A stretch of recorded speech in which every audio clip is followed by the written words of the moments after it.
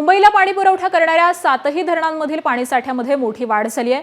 मुंबईला पाणी पुरवठा करणाऱ्या सर्व धरणांचा पाणीसाठा 90%वरती गेलाय।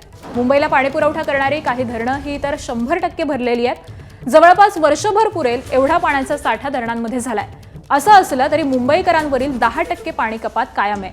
आता धरणांमध्ये मुबलक पाणीसाठा झालाय, मात्र तरीही पाणी कपात कायम आहे। त्यामुळे पुढील 2 ते 3 दिवसांमध्ये पाणी कपात मागे घेतली जाण्याचीही शक्यता आहे आणि तशी माहिती सूत्रांनी दिली आहे। मुंबईला मे पर्यंत पुरेल एवढा पाणीसाठा सध्या जमा झालेला आहे।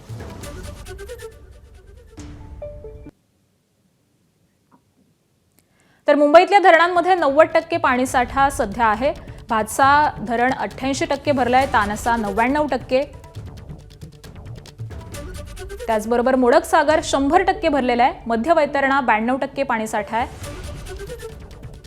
अप्पर वैतरणामध्ये 80%, विहार आणि तुळशी धरण ही 100% भरलेली आहेत।